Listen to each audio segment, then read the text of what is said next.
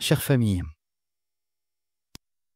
jusqu'à aujourd'hui, vous avez été enseignés sur la beauté de l'Église. Je sais que notre frère Épiphanieux avait à cœur de rentrer dans cette vérité.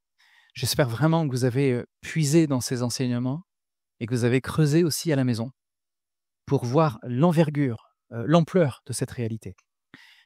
Dans quelques semaines de ça, Thierry va nous enseigner sur la repentance. Et ce que le Seigneur m'a mis à cœur de faire aujourd'hui, pour vous servir, c'est de faire le lien entre la beauté de l'Église et la repentance. Il y a un lien qui est, on va dire, direct. Et nous allons voir ça. Mais pour pouvoir illustrer cela, je vais vous amener avec moi dans une histoire en Australie, au large de l'Australie. Merci ma sœur. C'est l'histoire de Rick. Rick et sa Rolex. Vous allez dire, pasteur, c'est pas très spirituel tout ça, une Rolex, ça coûte très cher.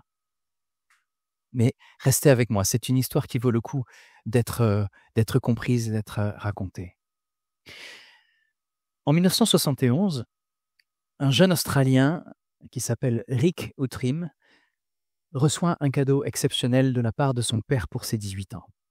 Vous l'avez deviné, c'est une Rolex Submariner 5513. Ceux qui connaissent un petit peu l'horlogerie savent que c'est une pièce qui a beaucoup de valeur. Elle tourne autour des entre 10 000 15 000 euros aujourd'hui. Mais ce n'est pas juste un bijou, c'est pas juste quelque chose qui coûte de l'argent, c'est surtout le cadeau d'un père pour son fils pour ses 18 ans. Et c'est ça qui compte ici. C'est un signe de confiance du père de Rick. C'est un héritage. C'est un objet qu'il allait porter toute sa vie comme le symbole de ce lien père-fils. C'est comme ça qu'il l'a reçu. Mais très vite, cette montre connut une vie mouvementée. C'est le moins qu'on puisse dire. Rick l'a perdue plusieurs fois et un jour même, elle est tombée dans les toilettes d'un bateau. C'était encore plus compliqué pour la récupérer. Il a fallu la récupérer, la nettoyer comme on pouvait. Il a fallu changer le bracelet à ce moment-là. Mais la montre fonctionnait toujours. Tic-tac, tic-tac.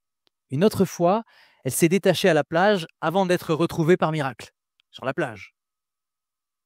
Mais chaque fois, Rick avait l'impression d'avoir failli perdre le dernier cadeau de son père. Mais la montre est revenue à lui. Le père de Rick est décédé dans les débuts des années 2000.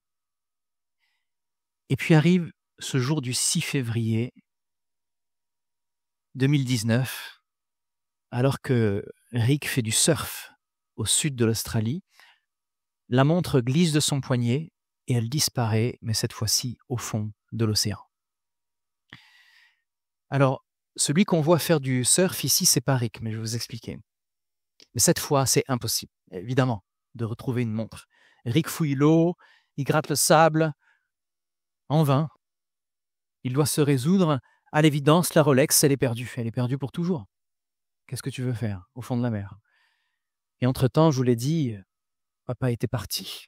Alors cette perte prenait une dimension tragique. C'était pas simplement une montre, c'était le dernier lien physique tangible avec son père. Rappelez-vous, Rick n'est pas un chrétien, lui. Il l'avait perdu, englouti par la mer. 4 ans plus tard, un surfeur australien, vous avez vu là, il est où? Il est par là. Alors là, c'était Rick. Là, c'est sa Rolex. Ok. Alors Rick dans les années 80. Et là, c'est un surfeur. Il s'éclate, hein. C'est clairement. Il s'appelle Mac Cuddy et c'est un surfeur professionnel. Et en fait, ce que Matt fait dans son temps de libre, c'est qu'il va gratter le fond des mers pour enlever les déchets. Et oui, il y a des gens comme ça qui passent leur vie à améliorer la nature et on peut saluer que le Seigneur a mis à cœur à certaines personnes, même qu'ils ne connaissent pas, de faire des œuvres absolument impressionnantes. Et donc, vous l'aurez deviné, vous me voyez arriver avec mes gros sabots. Il trouve une montre coincée sous un rocher. Elle est recouverte d'algues. Elle est rongée par le sel, abîmée par 4 années d'océan. Voilà la Rolex. Devant vous, la Submariner. Et pourtant, cette montre fonctionne encore. Tic-tac, tic-tac. Au dos, il trouve une inscription. R. Outrim, présenté en 1971. Alors Matt est sur les réseaux sociaux, comme tout bon surfeur, et il partage sa découverte jusqu'à ce que cette découverte, d'ami en ami, arrive à Rick. Et lorsqu'il a compris que c'était bien sa montre, il a fondu en larmes, il était dans un repas de famille, il apprend la nouvelle, il voit que c'est bien sa montre dont il s'agit, il se lève, il part pleurer parce que c'était tout un fardeau qui venait d'être déposé de ses épaules, la fameuse montre qu'il a reçue à ses 18 ans de son père était retrouvée. Alors Rick et Matt se sont rencontrés autour d'un déjeuner, Matt lui a rendu sa montre sans rien lui demander, heureux d'avoir participé à cette histoire totalement incroyable. Et en fait, Rick a ensuite confié la Rolex à Rolex Australie, donc l'endroit où ils ont pu la restaurer, et elle a été entièrement restaurée. Et là, vous voyez le vieux Rick, hein, celui qui vient de retrouver sa montre, heureux de retrouver ce souvenir qui a passé 4 années sous la mer. Et c'est un petit peu comme s'il avait retrouvé une partie des souvenirs avec son père, mais cette fois-ci, c'était plus précieux qu'avant. C'est une histoire de perte et de retrouvailles. Vous voyez encore venir mes gros sabots évangéliques. C'est une histoire de séparation et de restauration. Vous voyez venir une montre plusieurs fois perdue, mais toujours retrouvée. Une montre qui n'a jamais perdu sa valeur. Au cœur de ce récit, il y a un père, il y a un fils. Il y a un héritage qui traverse la mort et qui traverse les années. Frères et sœurs, j'aimerais vous encourager à prendre la parole dans Éphésiens au chapitre 5, à partir du verset 25. On va le relire, vous l'avez déjà lu certainement plusieurs fois, vous l'avez médité ce verset, parce que c'est celui qui vous a bercé sur les dernières semaines. Mais cela parle d'amour, de rendre digne, comme on l'a dit tout à l'heure pendant nos prières, pendant la Sainte Seine, de purifier, de sanctifier, en fait de restaurer. Et voilà comment ça commence, Éphésiens 5, 25 à 27. Écoutez bien, messieurs. Quant à vous, Marie, que chacun de vous aime sa femme comme le Christ a aimé l'Église. Il a donné sa vie pour elle, afin de la rendre digne de Dieu, après l'avoir purifiée par sa parole, comme par le bain nuptial.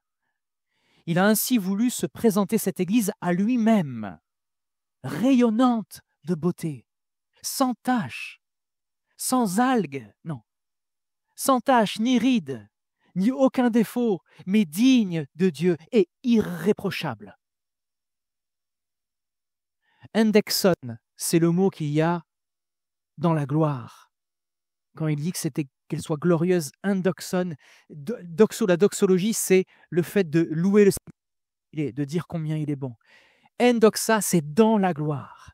Il est en train quelque part de nous baigner dans sa gloire de révélation pour se préparer aux fiançailles.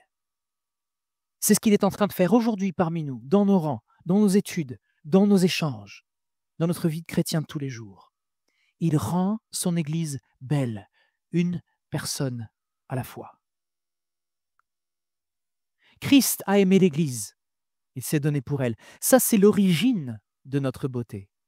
L'amour de Christ pour nous. C'est l'amour sacrificiel, on vient de s'en commémorer l'acte aujourd'hui. L'amour sacrificiel de Christ.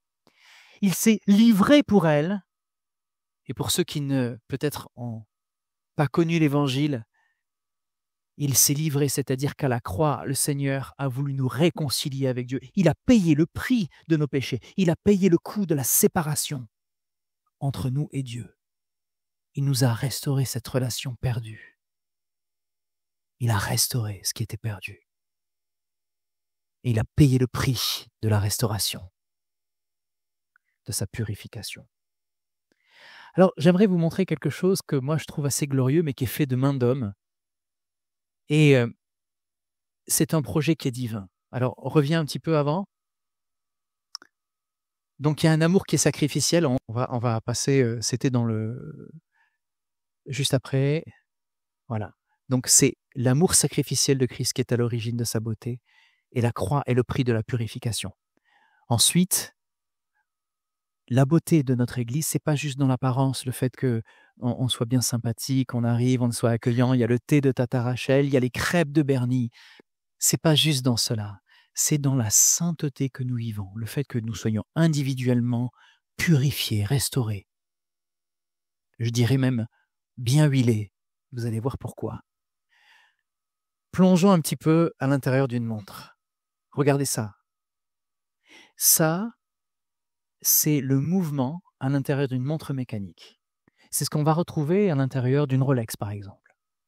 Et je ne sais pas si vous connaissez la valeur d'une montre, mais elle peut se calculer pas seulement par sa marque, mais par le nombre de joyaux, le nombre de rubis qu'elle contient. Ici, on en compte 1, 2, 3, 4 et 5.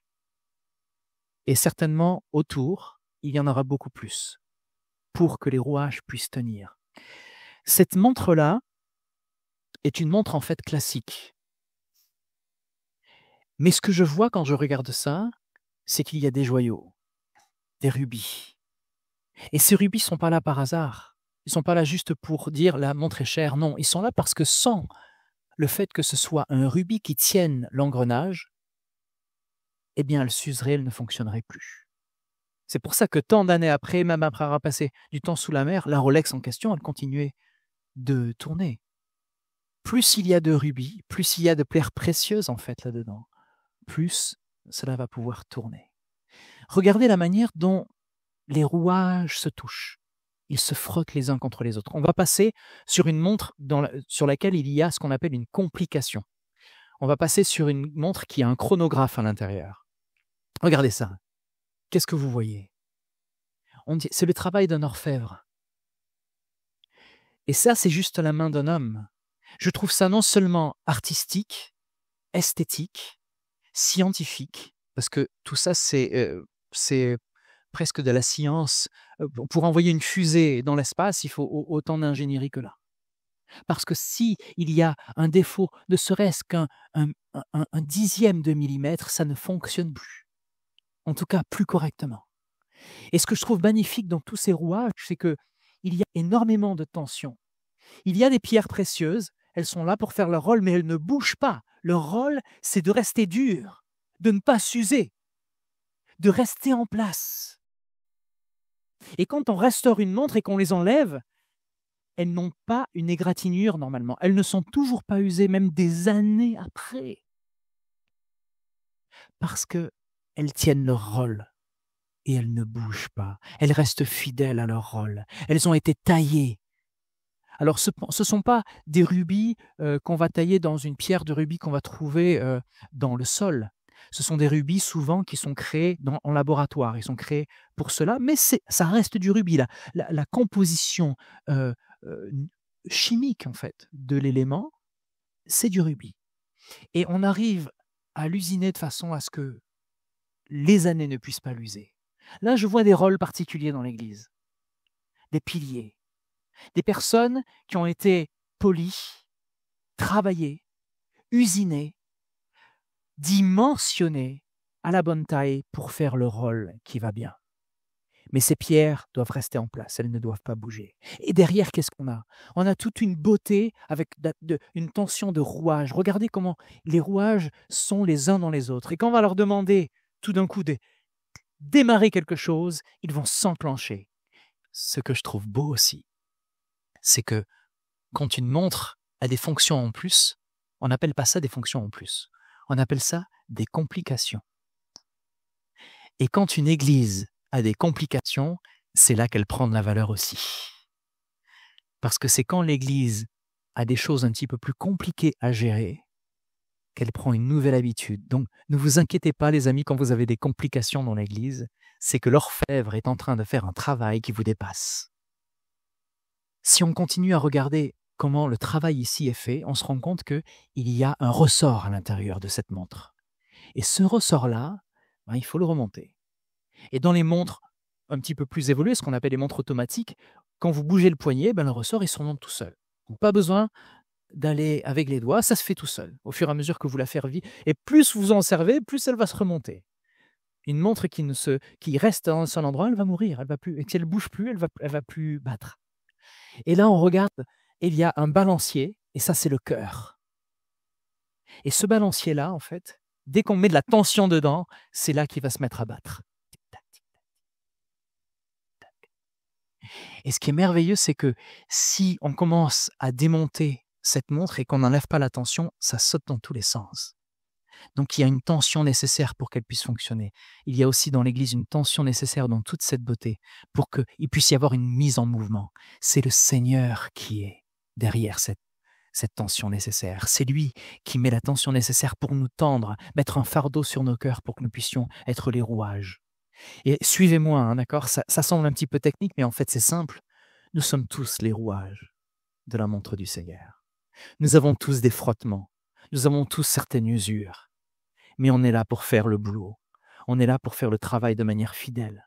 On est là pour s'engrainer, non, pour être les engrenages les uns envers les autres.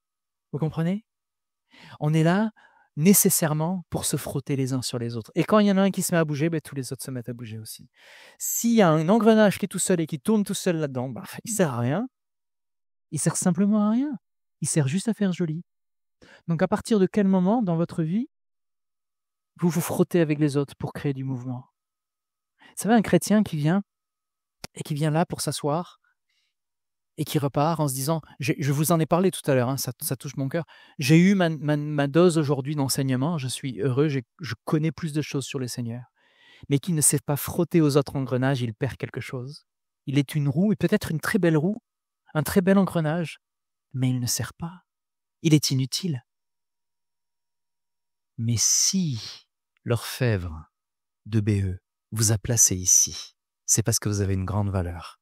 Que vous soyez un rubis, que vous soyez un balancier, que vous soyez un engrenage, peu importe votre taille, peu importe votre fonction, si on vous enlève, la montre ne fonctionne plus. Elle ne fonctionne plus. Si on change d'un millimètre quoi que ce soit, si j'enlève ça, elle ne fonctionne plus. Si j'enlève ça, elle ne fonctionne plus. Peu importe votre rôle. Si le Seigneur vous appelle à le connaître, il vous appelle à être dans cette complication. Vous me suivez? Je trouve que c'est une image pour nous d'un travail qui nous dépasse. C'est un travail qui est divin. Et si on regarde la beauté de l'Église, c'est un projet qui est divin. Nous ne sommes pas beaux juste parce qu'on connaît plus de choses ou qu'on a des diplômes. On est beau parce que le Seigneur vient nous tailler, nous transformer, nous agencer les uns avec les autres pour que ça puisse fonctionner. Il te manque quelque chose dans ta vie aujourd'hui, tu te dis « je demande au Seigneur et je n'ai pas de réponse ». Mais si tu manques les temps de prière, si tu manques les temps qu'il y a dans l'animation de l'église de quartier, dans tes groupes de maison, peut-être que la réponse, elle est juste là, elle est à portée de main, elle est dans la bouche d'un frère et d'une sœur qui ont beaucoup plus d'expérience que toi. Mais tu t'en passes et tu ne peux pas en bénéficier. Tu te coupes de quelque chose. Tu comprends comment c'est nécessaire de faire partie de ces rouages. Donc le Seigneur fait cela pour rendre son Église glorieuse pour son retour. La beauté de l'Église, je vous l'ai dit une fois de plus, ce n'est pas juste une question d'architecture, etc. C'est une question de sainteté. À quel point vous êtes taillés par le Seigneur. Elle n'est pas dans ses murs, la beauté, elle est dans la sainteté. Et voilà pourquoi je voulais vous parler de ce sujet que Thierry va creuser dans les prochaines semaines, c'est le sujet de la repentance. Tout à l'heure, quand vous m'avez vu élever la voix, en fait, c'était un appel au changement. Si ce changement n'a pas encore pris place dans votre vie. Il n'y a pas possiblement d'amélioration dans la vie de quelqu'un s'il n'y a pas de changement dans la vie de quelqu'un. Si tu continues à faire ce que tu fais tous les jours de la même manière où tu le fais, tu vas vivre la même chose tous les jours. Mon désir, moi, quand je me lève le matin, je dis « Seigneur, change-moi. Je ne veux pas rester le même. Je ne veux pas rester dans une routine que je me suis faite moi-même. Je désire, Seigneur, que tu viennes transformer qui je suis pour que je puisse toujours être mieux aiguisé pour pouvoir te servir. Je suis conscient vraiment de mes incapacités. Je suis conscient de ce que je ne suis pas capable de faire. Et je suis conscient de l'appel aussi du Seigneur. Et on a tous ce fardeau d'être appelé. Et on a tous, normalement, si on est éclairé par la vérité, on a tous conscience de nos limites. Donc, comment continuer sur ce chemin qui est étroit, dans lequel peu s'engage, si on ne fait pas totalement confiance au Seigneur dans la manière dont il prépare à marcher sur ce chemin? Moi, par mes forces, quand je regarde le chemin, je me dis, c'est pas possible. Donc, il faut que quelque chose change. Il faut que je fasse preuve de mansuétude, c'est-à-dire que je m'habitue à la main du Seigneur sur moi. Apocalypse nous dit que Dieu reprend et châtie tout ce qu'il aime. Il dit « Aie donc du zèle et repens-toi ». Donc, quand je lis ce passage, je me dis que si Dieu ne me reprend pas à certains moments, est-ce que c'est vraiment mon Père? Donc, je m'attends à être bouleversé. Je m'attends à ce qu'un frère, une sœur m'appelle en me disant « Cyril, ça, il faut changer ». Je m'attends à ce que ma femme, ça c'est plutôt son rôle, c'est vrai, de dire là, j'ai vu ce que tu fais, ça fait 1 semaine que tu le fais, et il faut faire un effort, il faut que tu changes ça.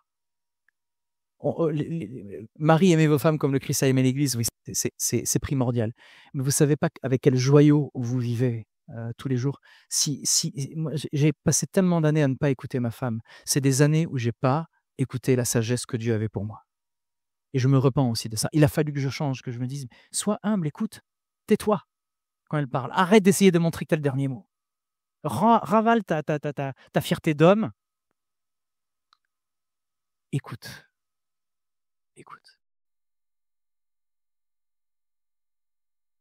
Paul précise dans le passage comment il fait cette purification, comment il fait ce changement.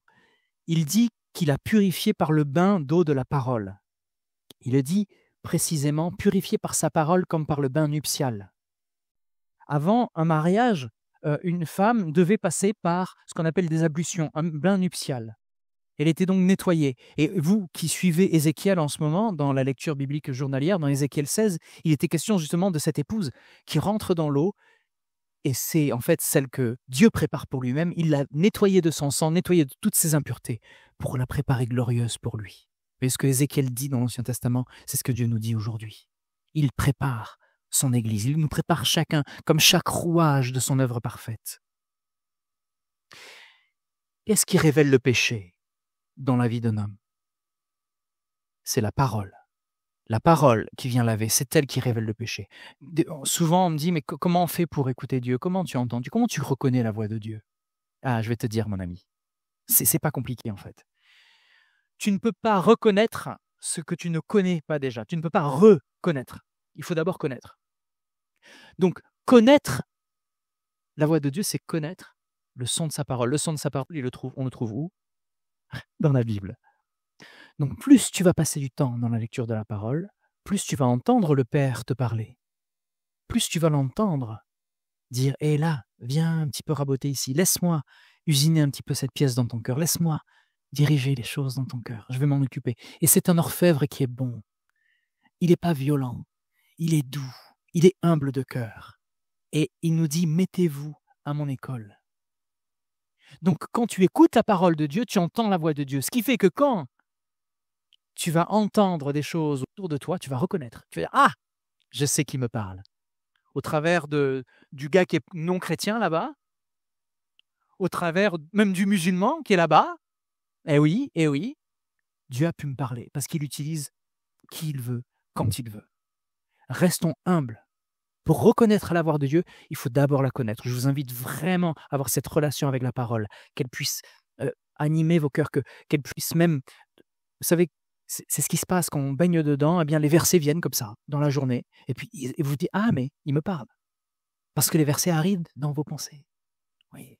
C'est une dynamique où il y a cette tension, le Seigneur nous met en tension pour son œuvre.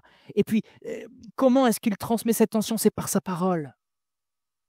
Et cette parole vient nous usiner, vient nous préparer, nous travailler. Mais c'est une montre spéciale, la montre du Seigneur, parce qu'elle s'affine avec le temps. Elle est de plus en plus belle.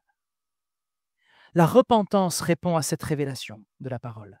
Donc, quand tu entends la parole, pour que tu puisses travailler cette beauté que le Seigneur a mis en toi, eh bien, c'est de dire « D'accord, Père, je vais changer ça. Je vais commencer une nouvelle chose. » Parce que tu fais toutes choses nouvelles dans ma vie. La repentance répond à cette révélation, elle permet à Christ de laver ce qui est souillé. Et quand je regarde, on va le voir tout à l'heure, on va voir quelques extraits de comment une montre est démontée, mais le travail à faire dans une montre qui fonctionne plus très bien en général, c'est d'enlever les rouages, on les met dans un bain spécial, on les travaille, c'est un bain à ultrasons, les amis, c'est fou ce qui existe comme technologie, ça enlève les impuretés, même au niveau du micromètre, ça enlève toute chose. On va le mettre dans de l'alcool particulier pour que ça ressorte qu'il n'y ait plus une trace d'eau dessus. On va faire un nettoyage même du socle, on va prendre soin de cet outil avant de le remettre au bon endroit. Et des fois, tu te dis, mais je suis une roue usée, je suis un engrenage qui est fatigué, comment est-ce que le Seigneur peut prendre soin de moi? Ne t'inquiète pas, c'est lui l'orfèvre. Il se peut des fois qu'il te prenne comme ça, qu'il te mette dans un endroit, que tu t'isoles un peu. Et là, il fait un travail. Il fait un travail. Et il utilise tout ce qu'il a à sa portée. Il utilise ce que tu vis au travail, dans ton endroit professionnel. Il peut utiliser tes voisins, il peut utiliser n'importe quelle situation pour te dire, voilà, je te mets dans une condition qui n'est pas forcément facile. Tu vas être mis à part pour être travaillé. Et là, tu te dis souvent, oh, c'est trop compliqué, encore une complication. Oh, qu'est-ce qui m'arrive? Pourquoi est-ce que je reçois des mauvaises nouvelles? Pourquoi est-ce que je sens que ça ne va pas? Ne t'inquiète pas, quand il t'arrive quelque chose de pareil, c'est que le Seigneur veut travailler quelque chose de nouveau dans ta vie. Il t'apprend quelque chose. Et si tu fais preuve de mansuétude, si tu t'habitues à sa main, il va pouvoir faire ce travail. Mais si tu te rebelles et que tu te plains tout le temps dans cette situation difficile, il ne va pas pouvoir travailler. Reconnais ce que le Seigneur fait, même dans tes complications. C'est là qu'il te travaille le mieux. Sans repentance, l'Église reste comme cette Rolex qui est recouverte de sable, de terre, d'algues. Sa valeur est là, mais elle est invisible. Tu comprends? En Actes, au chapitre 3, verset 19, il est écrit « Repentez-vous donc et convertissez-vous pour que vos péchés soient effacés, afin que des temps de rafraîchissement viennent de la part du Seigneur. » Si tu veux un temps de rafraîchissement, si tu sais que ça vient du Seigneur, si tu sais qu'il y a du grain de sable dans les rouages de ta vie, dans ta manière de marcher avec le Seigneur, c'est que tu as besoin de changer de direction. Changer, en grec, c'est métanoéo, le verbe changer.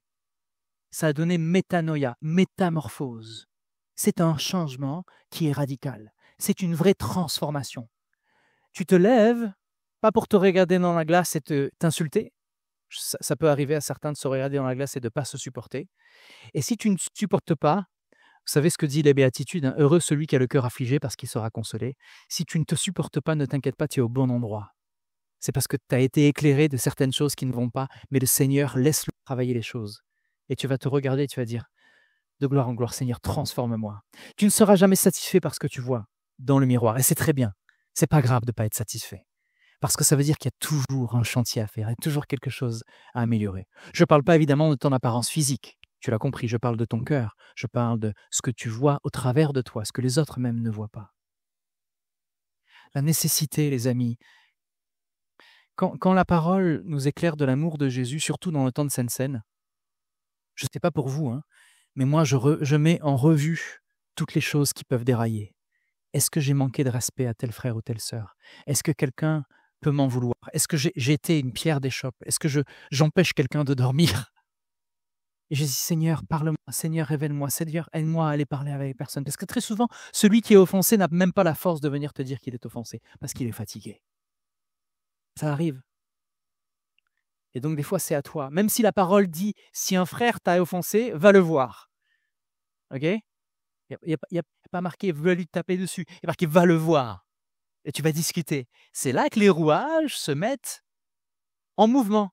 Tu comprends? C'est à ce moment-là. Si le Seigneur, dans ta relation avec lui, cette relation d'amour sacrificiel te donne de voir cet amour-là, toi, tu ne peux pas être tranquille tant que ton frère ou ta sœur n'est pas tranquille avec toi. C'est pas possible.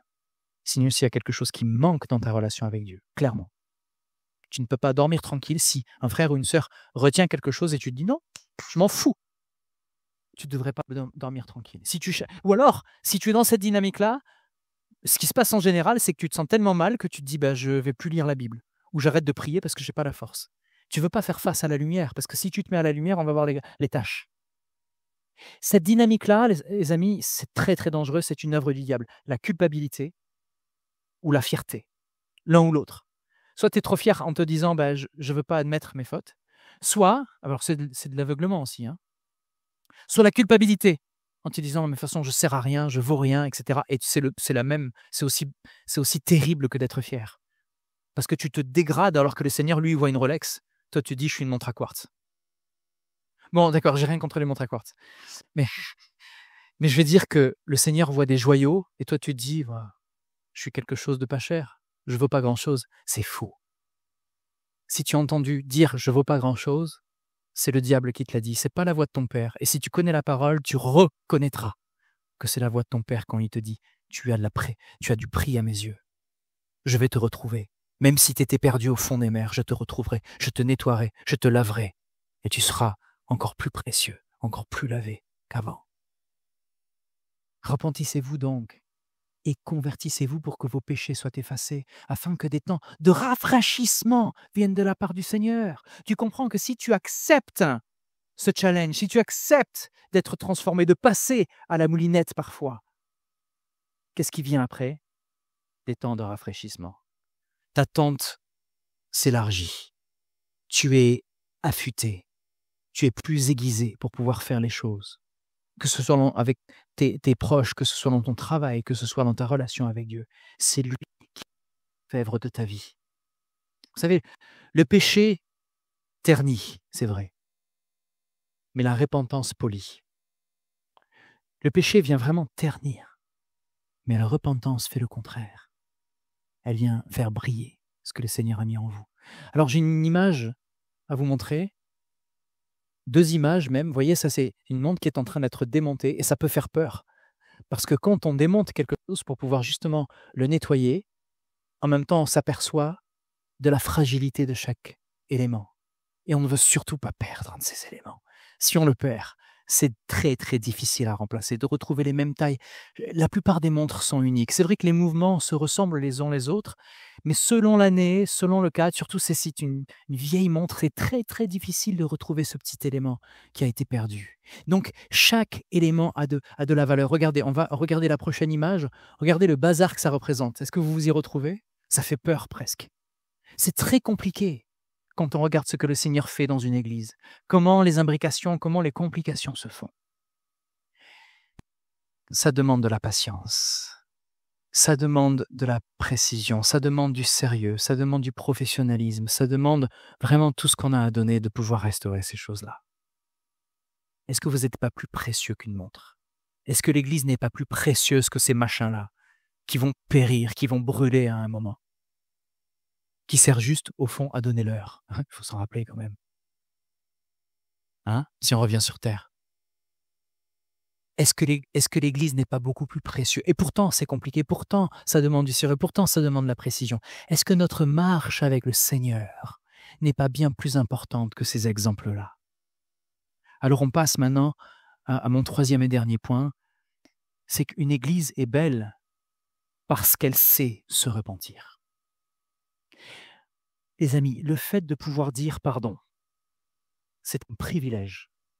Le fait de pouvoir courir vers quelqu'un qu'on a offensé et dire « je te demande pardon », c'est une grâce immense. C'est même ce que le Seigneur nous a demandé de faire. Et c'est la seule chose qui va débloquer la plupart des situations dans ta vie. Tu cours vers celui qui a été offensé ou celui qui est l'offenseur et tu vas demander ou tu vas donner le pardon. Il se passe beaucoup de choses dans l'Église, beaucoup de choses qu'il est difficile de voir à l'œil nu. C'est quand on commence à discuter, à rentrer dans les choses, à rentrer dans les discussions, qu'on se rend compte qu'il y a des choses qu'on ne voit pas, des tensions qui ne sont pas là. Même des fois, nous-mêmes, on ne s'en rend pas compte. Et pourtant, les tensions sont avec nous. On ne le sait pas des fois. C'est très compliqué, le fonctionnement d'une église. Et chaque église est unique. Mais c'est la seule chose que le Seigneur nous demande. Ce n'est pas que ça nous fasse peur de faire face à la réalité, mais c'est de courir vers cette repentance et cette réconciliation. C'est un ministère qu'il nous a donné. Vous comprenez? S'il y a des choses qui ne sont pas réglées dans votre marche avec le Seigneur ou avec des frères et sœurs, à un moment, ça va ressortir. Ça va ressortir forcément. Ça va mettre le bout du nez à un moment. Si c'est pas réglé à un moment. Alors c'est peut-être pas le moment parce que c'est chaud, parce que c'est trop compliqué, parce qu'on a du mal à en parler. Mais je sais que vos prières vont dans ce sens-là. Votre demande, ce que vous recherchez, c'est que ça fonctionne. Cette repentance, elle est difficile. Et je le vois, et faisons la différence entre demander pardon et être patient les uns avec les autres aussi. Je vous en ai déjà parlé, mais je vais répéter quand même ce que j'ai dit. Très souvent, quand quelqu'un vit quelque chose de difficile, parce qu'il y a une réflexion, un mot qui a dépassé un autre, etc., il y a une grosse frustration, même une blessure. Et là, il faut qu'il me demande pardon. Mais on ne veut pas en parler parce qu'on est blessé. Vous me suivez? On ne veut pas en parler parce qu'on est blessé. Il faut qu'il me demande pardon, il faut qu'il vienne vers moi. Première complication, tu restes tout seul avec cette frustration. C'est déjà compliqué à vivre, ça, juste ça, c'est cool. Est-ce que il s'agit de toi ou est-ce qu'il s'agit juste du frère et de la sœur qui n'est pas très mûr et qui n'a pas utilisé le bon mot et qui ne s'est même pas aperçu de ce qui s'est passé? Donc ça touche quoi?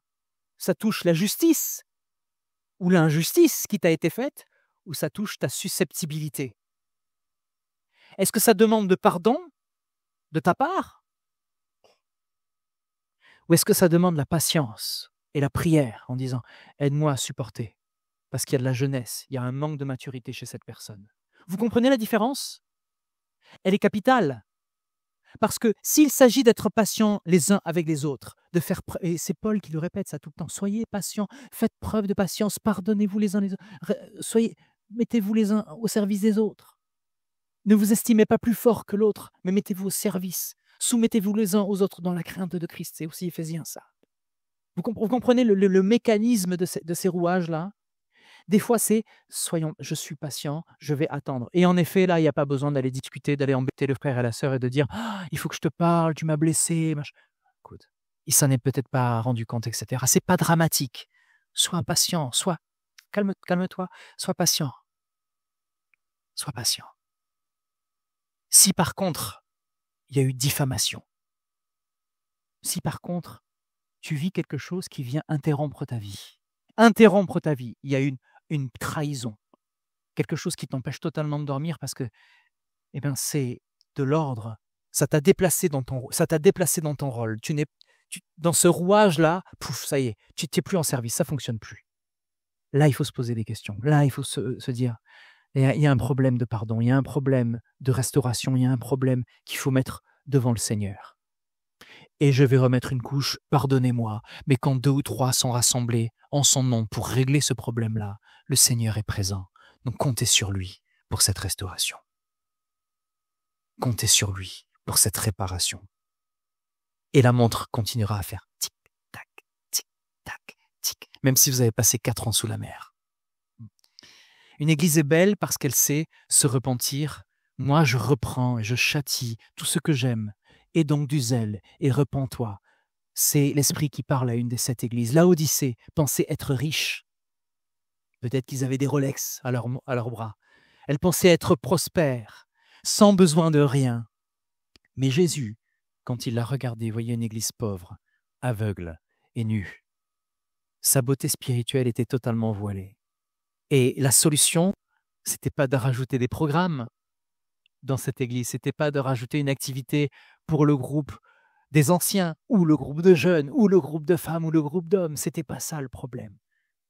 Mais c'était de se repentir. C'était de changer sa manière de faire, sa manière de fonctionner. De la même manière, la montre de Rick que vous avez vue tout à l'heure, elle n'a pas été remplacée par un modèle tout neuf. Comprenez que vous êtes irremplaçable? Vous comprenez votre valeur? On lui redonnait une autre Rolex, ils s'en moquaient totalement, Rick. Elle n'avait pas de valeur, cette nouvelle Rolex, même si elle coûtait plus cher.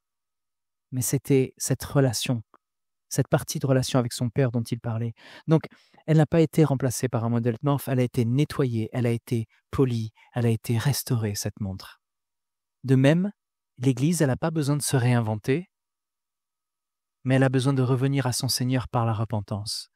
Vous savez, j'ai mené plusieurs fois, quand j'étais plus jeune dans le ministère des guerres, il fallait réformer l'Église réformée, il fallait réformer l'Église évangélique, parce qu'il ne se passait pas assez de choses, parce qu'on ne voyait pas assez de guérison, parce qu'il n'y avait pas assez de conversion. Et je me suis dit à un moment, mais l'Église, c'est pas juste dans les murs, il faut être dans la rue, il faut être aussi dans la rue, mais pour faire pas que dans la rue. Il y a eu cette période où l'Église a fait beaucoup preuve de patience envers moi. Je vous en parle souvent parce que ça m'a marqué, ça m'a marqué profondément et ça a changé la nature de mon ministère. Mais à cette époque, je voulais tout réformer, il fallait tout remplacer, il fallait mettre de nouveaux engrenages. Mais non, non, le Seigneur a déjà tout en place. Tu te plains peut-être des fois de ton Église, de la manière dont elle fonctionne. Mais si c'est le cas, c'est bien d'en parler déjà, pas juste de se mettre à part et d'être un engrenage qui tourne tout seul quelque part. Tu vas servir à rien, tu vas te fatiguer, tu vas plus être dans le corps de Christ, c'est compliqué. Déjà d'en parler ouvertement, c'est déjà bien. Et la deuxième chose, c'est de te dire que oui, tu veux que les choses changent, mais ce que tu as vu qui manque à l'Église, ce qui brûle au fond de ton cœur, peut-être le Seigneur l'a mis dans ton cœur parce que c'est toi qui vas aider à apporter cette partie-là qui manque. Tu te dis peut-être il n'y a pas assez de spontanéité, eh bien on va travailler un certain degré de spontanéité. On ne peut pas se permettre de fonctionner comme si on était 10, on est une centaine aujourd'hui. Mais on va trouver quelque chose qui va permettre d'exprimer ce besoin de réel, ce besoin de concret, ce besoin de vivre le maintenant dans l'Église. Ce besoin de vivre le maintenant, vous savez, quand j'écoute des frères et sœurs prier, c'est là que je découvre une autre partie de leur cœur. Vous allez parler avec des personnes qui ont énormément de composition, qui se tiennent souvent avec un 3 pièces, qui ont des degrés de connaissances, qui ont des diplômes, des doctorats. Et vous allez voir, ils ont une composition, une maîtrise de leur verbe, de la manière dont ils parlent. Ça pèse.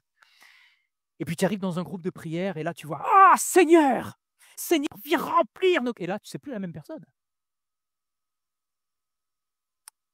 Qu'est-ce qui se passe à ce moment-là? C'est le cœur qui déborde. C'est le cœur qui parle. Tu ne vois plus la même personne. Quand tu pries avec des personnes, des frères et sœurs qui sont autour de toi, tu découvres autre chose. Tu découvres ce qu'il y a au fond du cœur, la tension qu'il y a au fond de leur cœur. Tu dis, ah, je vois maintenant. Oh là là, merci Seigneur. Je n'avais jamais vu ça parce que je n'ai jamais entendu parler au Seigneur. Donc dans la prière collective, et je tiens à vous encourager à cela aussi, on fait tous preuve des fois de manque de gestion du temps pour pouvoir participer à ces groupes de maison, à ces groupes du samedi, à nos groupes de prière. Mais tu vis des choses, tu es béni, absolument béni. Et là, tu vois les rouages se mettre en place, c'est magnifique. Donc, pas besoin de tout réinventer. Tu as besoin de découvrir ce que le Seigneur a placé juste à côté de toi. Et des fois, tu ne le vois pas parce que tu n'es pas là. Tu comprends? L'Église n'est pas plus belle parce qu'elle n'a jamais fait d'erreur. L'Église n'est pas plus belle parce qu'elle n'a jamais chuté.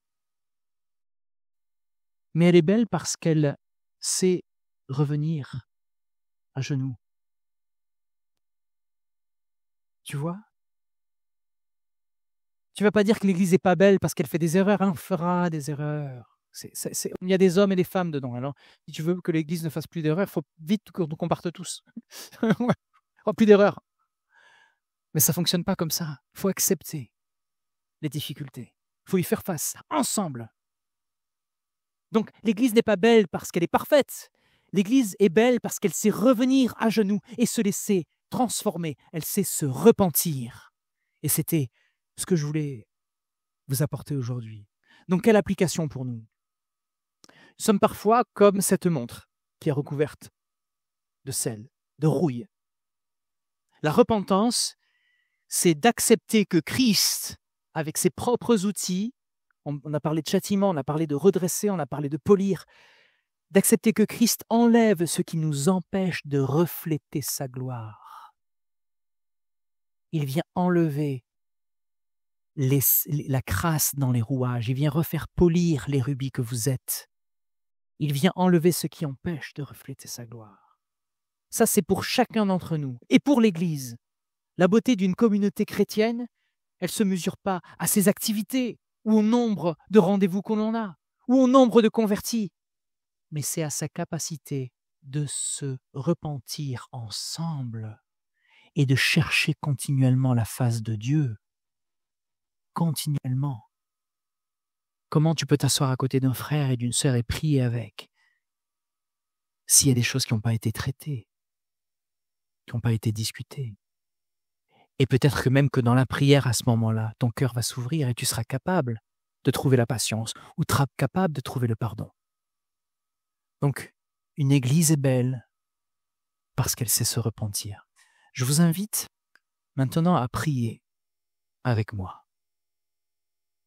La parole dit que la création tout entière attend avec un ardent désir la révélation des fils de Dieu.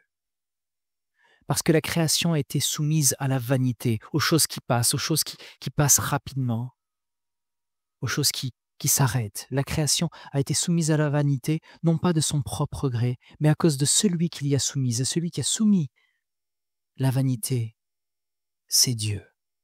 Il nous a montré que le temps passe vite. Il nous a montré que peut-être demain, il n'y aura plus la possibilité de demander pardon ou de courir vers celui qui a été offensé. Parce que peut-être cette personne ne sera plus là, ou peut-être toi-même tu ne seras pas là. Seigneur, donne-nous le courage, l'obéissance pour nous laisser travailler par toi, par tes instruments. Tu es l'orfèvre de notre cœur. Tu es l'orfèvre de tout ce mécanisme qui nous dépasse souvent. Nous ne nous comprenons même pas nous-mêmes. Nous ne comprenons pas tous ces engrenages qui sont dans notre tête, dans notre cœur et qui nous lient les uns aux autres. C'est tellement beau et c'est tellement compliqué. On n'est pas là pour ça. Nous ne sommes pas l'horloger. Nous ne sommes pas l'orfèvre. Tu es toi le chirurgien, l'orfèvre et l'horloger de nos vies, de nos cœurs, de nos pensées. Nous nous soumettons, Seigneur, à ta parole. Nous te demandons de venir nous transformer, nous restaurer, nous nettoyer, nous polir, nous aiguiser. Même si cela nous coûte, Seigneur, je vous demande, Église, de prier cela avec moi, même si cela te coûte de prendre le téléphone, de prendre la voiture, de prendre les transports et d'aller voir la personne, ou de prendre le temps de te mettre à genoux et de te remettre à prier parce que tu as pris une distance avec le Seigneur, parce que tu t'estimes coupable. C'est la voix de Dieu qui veut te rappeler à sa grâce. N'écoute pas la voix de l'ennemi qui te dit que tu ne sers à rien et qui te rend coupable. Écoute la voix de ton Père, il te dit « Reviens vers moi, j'ai des trésors de richesse, je te remets une bague au doigt. J'ai préparé pour toi une robe blanche, elle est sans tache. Je remets des sandales à tes pieds, viens, assieds-toi. Mangeons ensemble, partageons ce temps. » Seigneur, nous te remercions pour ta grâce, pour ton amour, ta patience envers nous. Donne-nous d'aimer comme tu nous aimes. Donne-nous d'être patients les uns avec les autres comme tu es patient avec nous. Et donne-nous de vivre par le tic-tac de ton esprit, parce que c'est de toi devient la vie. Amen.